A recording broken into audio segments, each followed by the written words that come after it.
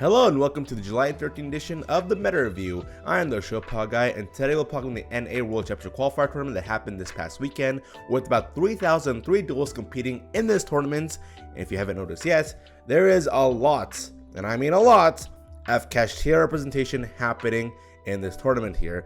Even though people were talking big about Rika just got about top 32 spots, got a top 16 spot, only about 2 spots within the top 64 in this tournament here. Rika is a good deck. It really is. It's just people don't want to play it. That's how it is. One thing people need to understand when it comes to recognizing formats and what truly is the best deck in a format, all because a deck is tier 1 or has the most representation doesn't mean it is objectively the best deck in the format. Some people just play certain decks because it is easier to play. Like Kashtira is a very easy deck to go pilot, compared, especially something like Rika. It's a very easy deck to pilot. Dragon Link, even though people have solved Dragon Link kind of to an extent, Dragon Link is still a very complicated, it's a deck that requires like a lot of flow charts, trying to understand. Like, people will make a sheet of Dragon Link and be like, this is what you can do with this deck, this is what you can do with this hand, this is what you can do with this hand here. Dragon Link is a very complicated, difficult deck to really understand and to master, compared to something like Kashtira. And something like Rika is also a very difficult deck to go and understand and master. And because of that, we don't see that much representation of Dragon Links and of Rikas, despite them being really darn good. And then I want to talk about, in the bottom here, Patrick Hoban. He ended up playing in this tournament here. Yes, that Patrick Hoban. He played with Manadium, and he was outside the top 64. And then we have Vanquish Souls, which is also outside the top 64. Little to nobody were playing Vanquish Souls. And what astounds me is the fact that Vanquish Souls, just a month and a half ago, was the best deck in the format. Which goes on to show that people don't necessarily play these decks here because they are the best, but because they are relatively new. Yeah, people play Vanquish Souls because it's relatively new. We kind of want to stray away from certain decks. People really believe that Kashtira would be really hit hard from the ban list, with Fenrir going to 1, with the Rise Heart being banned, with Duelists being banned, with Unicorn being semi-limited, while the other cards being banned or semi-limited or limited. So people just avoided playing Kashtira for a certain period of time off the basis that they believed that the ban list would hit them hard. But the ban list did in fact hit them, although it didn't hit them hard enough to the point where it didn't stop them from being the best deck. The whole like field lockout thing, that's pretty much kind of gone at this point. But Kashtira is still a very easy to pilot deck, a lot more easier to pilot than Dragon Link, a lot more easier to pilot than Despia, a lot more easier to pilot than Rika, a lot more easier to pilot than Vanquish Souls, because Vanquish Souls is a very tempo-based deck that's very control-oriented, that involves you being able to know the matchup and being able to, like, it's not an aggressive deck where you can go and really dictate the pressure onto your opponent. And because of that, Vanquish Souls, which was the best deck in the format at one point, decided to stray away here. I can't believe this deck, over the course of a month and a half, went from tier 1 best deck, winning first place in a bunch of tournaments, to like, can't even make it a top 64 anymore in any tournaments. Kashtira ended up winning first place. A lot of top spots going for Kashtira. People are tired of this deck, but not tired enough, and it's easy enough of a deck to pilot that people still want to go and play it. So let's go over deck profile here, and if you've seen one Kashtira deck profile, you've seen almost all of them, with the exception of a few changes in the tech cards. But here we go. We got 2 copies of Kashtira Unicorn, 3 copies of Kashtira Fenrir, 1 copy of Scarecrow Kashtira, 3 copies of Dimension Shifter. Really hated card. We stopped talking about this card for a short period of time because of EV, but guess what? We're back again with Dimension Shifter being hated upon on Twitter. 2 copies of Kashtira Rise Heart, 3 copies of Ash Blossom Joyous Spring. You can replace this thing with a Drone Lock or a Ghost Spell. We got 3 copies of Kashtira Birth, 3 copies of Pressure Planet Rissoth, 3 copies of Kashtira Theosis, 3 copies of Pot of Prosperity, 1 copy of Terraforming, 3 copies of Triple Tax Talent, 3 copies of Book of Moon, 3 copies of Forbidden Lands, 3 copies of Infinite Permanence, and 1 copy of Kashtira Big Bang. You pretty much, people have a good idea how to play Kashtira, really do. It just slots you like Triple Tax Talent, the Forbidden Lances, the Ash Blossoms, the Dimension Shifters. The only thing that separates some Kashtira players to other players is the fact that because Kashtira has so many flex spots that you can adjust your personal playstyle to, you can go and handle almost any matchup. You really can. That's why the side deck which to me is like a personal preference, can really be slotted in, and your strategy will not change at all. Because this deck is comprised of like 1-card, 2-card combos that can really get things going down really easily.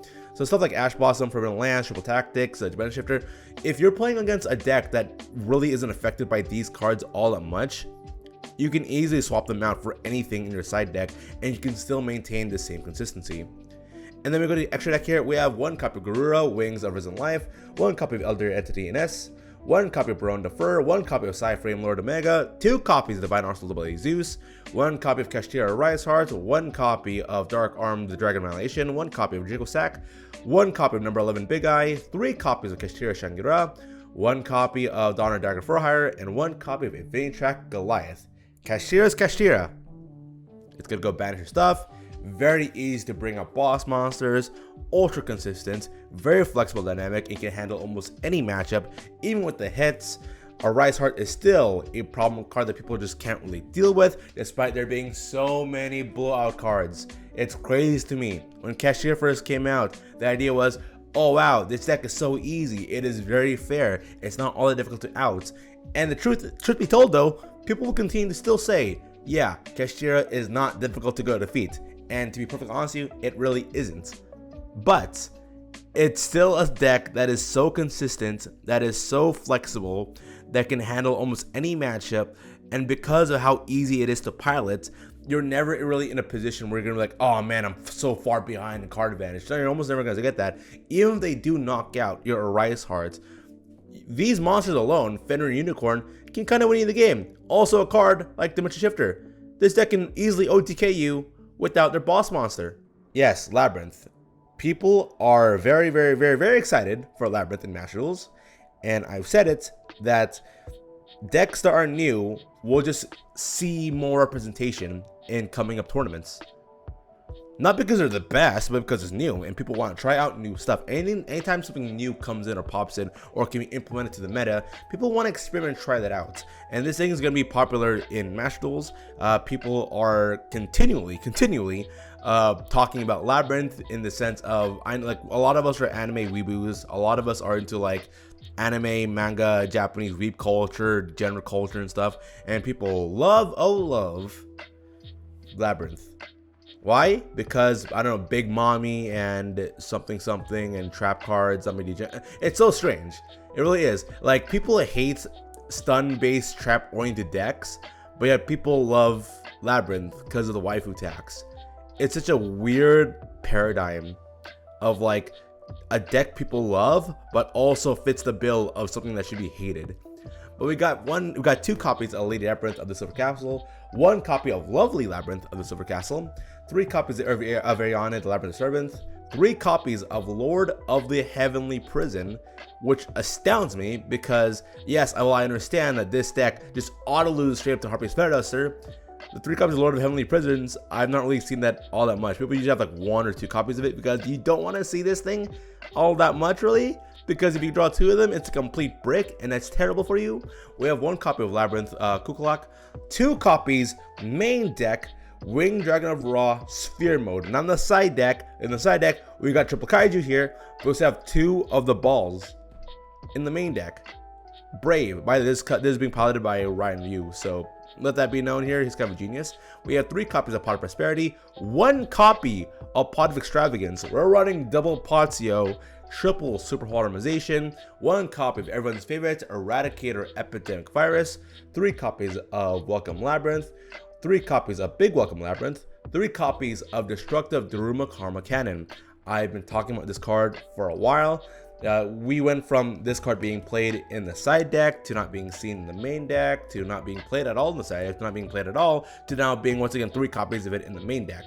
Then we have here 2 copies of Terrors of the Overroot, 3 copies of Solemn Strike, 3 copies of Gozen Match, and 3 copies of Skill Drain. Do you like interaction? Well, guess what? If this deck goes on going, no matter how good your deck is as a combo, or as control, or as a tempo, if this thing establishes its playstyle, you are a dunner. You're done. And we got the extra deck here. We have one copy of Chaos Angel, one copy of Dingears, the Orchestra of the Evening Star, one copy of Muckracker of the Underworld, one copy of Lingaribo, one copy of Curse of Dragon, the Magical Night Dragon, one copy of Borderlord Furious Dragon, one copy of by the way, if you can't tell really, these are the nonsense cards that you don't need. You have the Pot of Prosperities, you have the Pot of Extravagance. The extra deck really doesn't matter. It really doesn't. You might as well have like Last Word from another planet here. Really. But we have the Gerardo Wings of Resident Life. We have the copy of Mud Dragon of the Swamp, which is used for poly targets. We got here a World Chalice Guard Dragon, Alum Dirk. One copy of Starring Venom Dragon. One copy of Predator Plant, Dragosphelia. One copy of Despian, Proskenian. One copy of Predator Plant, Tri, because it's hard to say his name, Predator Plant Tri. One copy of Earth Golem Adagnister, and one copy of Ganguriel, the Dust Dragon. These are the monsters that we use as supply targets. While monsters on the left here, they're just there for the sake of, you know, being able to be used for prosperity or extravagance to get rid of. So Purrely is a deck that a lot of people talked about was going to be the best deck of the OCG. It was the best deck of the OCG for a very short period of time. And people thought, okay, if Kashtira is going ahead by the ban list, then we're going to expect this deck to be really good in TCG. And it is good in TCG, but it's still middling around right in the middle where it's not the best deck, it's not the second best deck, it may arguably be the third best deck in a given day. But Purrely continues to be a strong deck that people want to experiment, and the potential and the ceiling for Purrely is really high. It is people haven't really solved this deck yet. And we got 3 copies of Nibiru the Primal Being, 3 copies of Ash Blossom Joy Spring, 3 copies of Purrely, 3 copies of Purrely, 3 copies of My Friend Purrely, 3 copies of Stray Purrely Streets, 3 copies of Pot of Prosperity, 2 copies of Triple Deck Sound, 3 copies of Book of Clips, 3 copies of Book of Moon, 1 copy of Purrely Delicious Memory, 3 copies of Purrely Happy Memory, 3 copies of Purrely Pretty Memory, 3 copies of Purrely Sleepy Memory, and 2 copies of Purrely Yeep. Then we go to the side deck here. We got majority XC's monsters. We have 2 copies of Divine Arsenal Double Zeus, 2 copies of X Purrely Noir, 1 copy of Down in Position, 2 copies of X Purrely Happiness, 2 copies of E Purrely Beauty, 1 copy of E Purrely Plump, 1 copy of Sylvan Princess Sprites, 1 copy of Slack Magician, 1 copy of Sky Striker Ace Azealia, 1 copy of Lingaribo, and 1 copy of Relinquish Anima. People are still waiting for Purrely to really go and take off in this deck here, because it can go make a big Towers monster, it can go Divine Arsenal Double Zeus really easily. It has all the tools to really go and be a threat in the format, but at the same time though, I don't know, it's not aggressive enough to be in your face, to be really like commanding and control the board, but it's still ultra consistent enough to do something, and it can make a really strong going first board. It can do a lot, but it's easy to interrupt. Purrely's in a tough place where people really want this deck to be good. I do believe that there is a world out there where people really want Purrely to take over Kashtira at the top spots, but it's not really happening, sadly enough though. And speaking of deck that was at one point at the top spot many years ago and is now just, you know, fizzling down right in the bottom, we got ourselves heroes. Somebody brought a hero deck to this tournament. Mad respect, got top 64 in this tournament, and hero is not a good deck at all. It's not a good deck at all in a major tournament. Ultra consistent, super annoying to play with. I hate this deck with a fiery passion because it is incredibly toxic. But let's go with it. We have 1 copy of Elemental Hero Neos, 1 copy of Destiny Hero Plasma, 2 copies of Destiny Hero Malicious, 3 copies of Vision Hero Ferris, 3 copies of Elemental Hero Stratos, 1 copy of Elemental Hero Liquid Soldier, 1 copy of Elemental Hero Shadow Mist, 2 copies of Vision Hero Vion, 1 copy of Destiny Hero Dire, 2 copies of Vision Hero Increase, 1 copy of Crosskeeper, 1 copy of Destiny Hero Dark Angel, 3 copies of A Hero Lives, 2 copies of Dark Lure No More in your main deck, sure. We have 1 copy of Emergency Call, 3 copies of Fusion Destiny, 1 copy of Miracle Fusion, 1 copy of Polymerization, 1 copy of Reinforcement Army, 1 copy of Triple Attacker's Talent, 3 copies of Book of Moon, 2 copies of Forbidden Droplets, 2 copies of Mass Change, 1 copy of Harpy's Featherduster. Then we can go to the stun of 2 copies of Gozen Match, 2 copies of Rivalry Warlords, and 1 copy of Favorite Contact. We go to the extra deck here. 1 copy of Wake Up Your Elemental Hero. I saw the meme where you can fuse like 30 hero monsters to go make this one monster, and it's pretty darn crazy.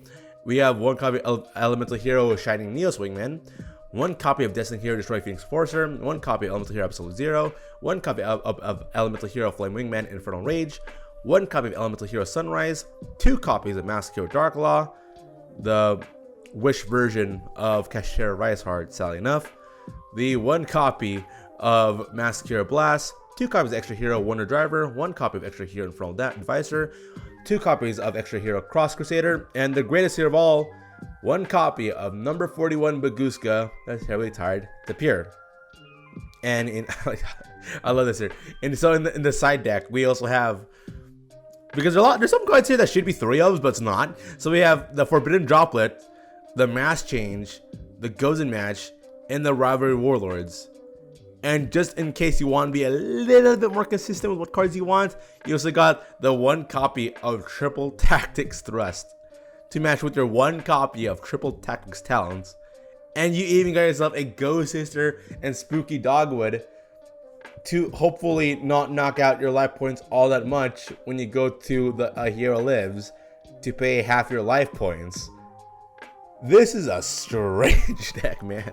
It is so strange. Okay, so the way how I view Heroes now, Hero is still an unfair, strong, toxic deck. Let's be perfectly honest here. A Floodgate, Plasma, and Dark Law pretty much is gonna stop anything your opponent is gonna do. Add in a Forbidden Droplet, yeah, like Hero can be very, very strong and powerful. And I think it has been solved. This, like, even though this got top 64, this really isn't the most optimal build you can do with heroes. I've seen more optimal hero boards and hero deck profiles. It's just that this deck is so fragile to hand traps, and we're currently in a hand trap meta right now. And we've seen it where people are just main decking 3 copies of Nibiru, and because of that, this deck just can't really do anything about that. It really can't. The best way for heroes to be played is to rock out the 3 copies of Cross-Out Designator and just knock out the hand traps when they do hit you, and hope that your opponent cannot play through the Dark Law and the Plasma and the Floodgate of the Gozen Match or the Rivalry of the Warlords. If it gets things going, man, Hero is an unfair, very super toxic deck. I say it's more toxic than even Labrynth, and Labrynth rocks the 3 triple skill drain.